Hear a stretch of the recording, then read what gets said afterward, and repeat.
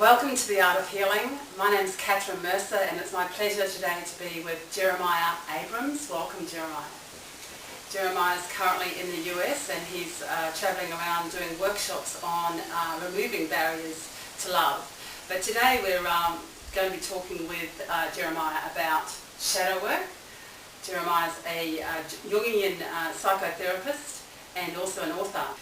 The book that I've just been reading that you edited, I think, was called Meet the Shadow, where you have a few different authors who've contributed. Meeting the Shadow, 65 authors. Yeah. 65 authors, yeah. So where you're talking about the shadow, you're sort of describing it as some of the conditioning or behaviours that we were brought up with that we tend to repress. So that's what you're trying to bring up when you're revealing the shadow to your clients. Well, everyone has a shadow. It's a concomitant to having an ego.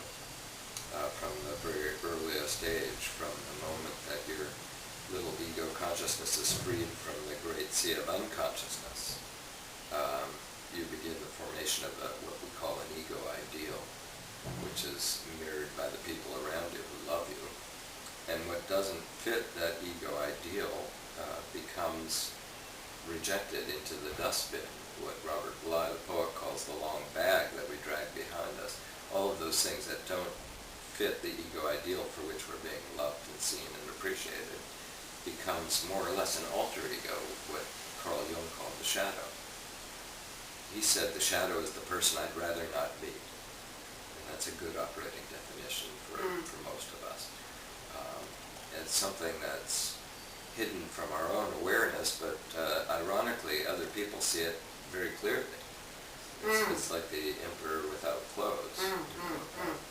And the other thing that I read about in the book as well is that various authors have said that everyone at some stage in their life will hit what may be termed midlife crisis. I don't think many people call it these days necessarily, but a point in their lives where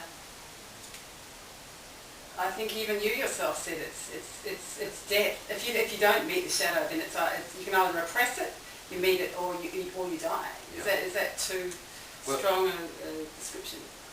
Well, you could think of the midlife crisis, I call it the midlife correction, is a time in your life where you've built up a certain identity in the world and a way of functioning that was great for the first half of life, but for the rest of your life is restricted. And so the crisis part of it is that you need to bring a lot more of you on board, the part that you've pushed aside. And that's usually for most people when they have their first real spontaneous encounter with their shadow, because it's their functional life stops to work, and it requires them to go deeper. Is it possible that have you ever been in one that actually has been able to, are you able to actually integrate, to grow, to come to this world and actually to grow and integrate your shadow as you go, and so you don't, in other words, in some ways you don't actually have a shadow? Is that? Well, no, everyone has a shadow, and it's a skill that's more acquired than given. It's not innate that we know how to.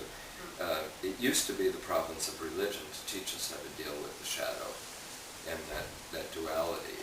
Unfortunately, the traditional religions really create a duality between heaven and hell, and we could say that the demonology of Christianity is a story of the shadow, not necessarily of demons out there in the world, but of the unaccepted in ourselves who tend to haunt us. And when someone says, "Oh, I don't know what came over me, the devil made me do it," that's a shadow statement. In other words, there are parts of ourselves that are outside the purview of our awareness that nevertheless influence our conscious behavior. And it's pretty well established that 95% of our functioning is unconscious. And the little ego and the light of our ego tends to overshadow that. It's what I think of as the monkey mind, who knows how to survive and put together their bank account and knows the directions home, but doesn't necessarily pay attention to what's ruling them from underneath the unconscious process. Perhaps if you could share with us what introduced you in your life to shadow work. Well, I've been studying. As a therapist, you're continually learning, analysis was where I first really met the concept, because as you begin to look, the shadow is one of the first figures that emerges when you study your own unconscious. So in the process of my training analysis, that was a big theme for me. But I also found that as a psychotherapist, and just my personality, I tend to constellate people's shadows rather quickly. And sometimes that involves people projecting onto me, but mostly it involves them getting in touch with their own unexpressed and unknown selves. So what do you actually mean by constellate their shadows? Bring it forward, bring it into awareness, or bring it into action, which can be a dangerous quality, because often it means that people project right back onto me, or are frightened by what it brings up. So I have that kind of personality, I should say. Well, what would you be suggesting that if we would pay more attention in our daily lives to our shadow, how would we go about Well, that? the primary way that you're going to realize shadow is through your projections onto others. In other words, the unacceptable in us, since we don't want to identify with it, we make an attempt to get rid of by attributing it to others. And there's always a hook for a psychological projection, but the function of projecting, of attributing to others certain characteristics, often is a projection of our own unacceptable qualities.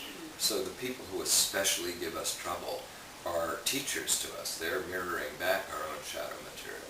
The opinions we have, whether they're political or about the way the world is, often is projecting it out, smearing it out onto our world so we don't have to embody it ourselves. And we park it out there in the form of psychological projection.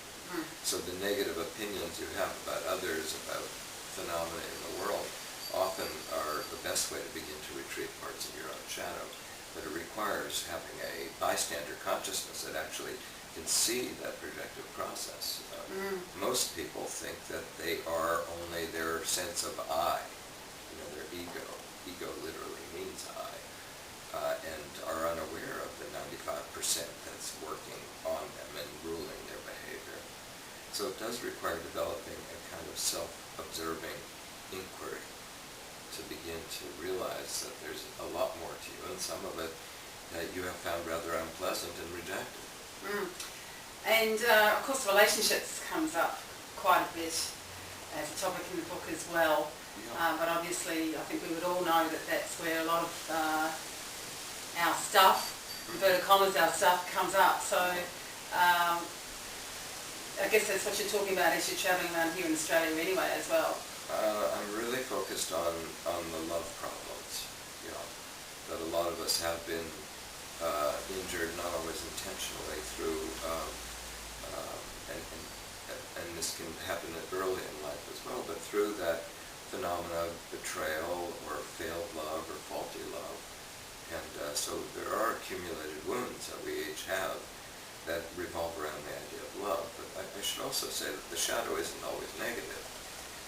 Sometimes we project the positive side onto the lover, the parts that we can't embody ourselves, and we find this idealization in another human being. It's like being in the presence of a god or goddess that we can worship, and so that falling in love kind of feeling is like that, where we're projecting all of this positive light onto the other. And the light isn't just in them, it's in us as well.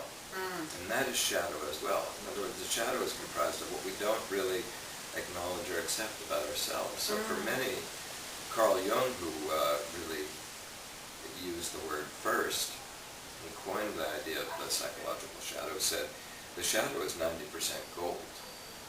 Once we begin to acknowledge it, it isn't just that it's all negative or positive, but there's a tremendous amount of our life force, libido, trapped in the pretense of having to maintain being not our shadow. So, and in love relationships, we tend to find someone who we fall for, who carries this wonderful ideal that we aspire to, but don't necessarily embody ourselves. So love can be quite inspiring that way, but also delusional, because we're not really owning our own positive attributes, we're attributing them to the other person through projection. It can get quite complex. Yeah. I love his metaphor that he used to alchemy. Yeah. That's a... Well, yes. In fact, if you're a student of Carl Jung's, you realize that he spent a good 20 years of his life elaborating the analogy that the alchemists were engaged in a process of self-development. He considered it one of his most important discoveries, that not just the medieval European alchemists, but alchemy all over the world. There's Chinese alchemy and Indian alchemy. Perhaps we can just explain to our viewers what alchemy is and how that all works in relation to psychology and shadow work. Very hard to put that one in a nutshell. Well, in terms of that it's led, in terms of the actual what an alchemist does and how that... Well, alchemy historically was a pursuit of philosophers who were engaged in ostensibly setting up laboratory to take base metal lead and turn it into gold. And in fact, there were elaborations of that, especially in the medieval realm where scholarship, it really was the antecedent to modern chemistry. But these procedures, what Jung discovered, weren't just in the physical realm, they were psychological, and the alchemist was engaged in a process of inquiry about what it would take to become one's higher, fully integrated being. And so it's an elaborate metaphor, is what Jung discovered, and began to study copiously all of the medieval texts he could find. He had a great collection of these highly illustrated medieval alchemy texts and treatises, and found this elaborate, beautiful metaphor of the process of inner development. What Jung called individuation was completely mirrored in the alchemical process. And alchemy is a set of procedures, goes through stages, the first of which is called the nigredo. And that is really where the shadow lives, in the nigredo, the darkness, the dark matter, the impurities are the shadow. But the ultimate end of the alchemical process was what the alchemists called discovering or creating the philosopher's stone, gold. But actually it was the philosopher's child, the grand opus, the magnum opus of alchemy was referred to as the hieros gamos, the mystical marriage of the opposites within ourselves.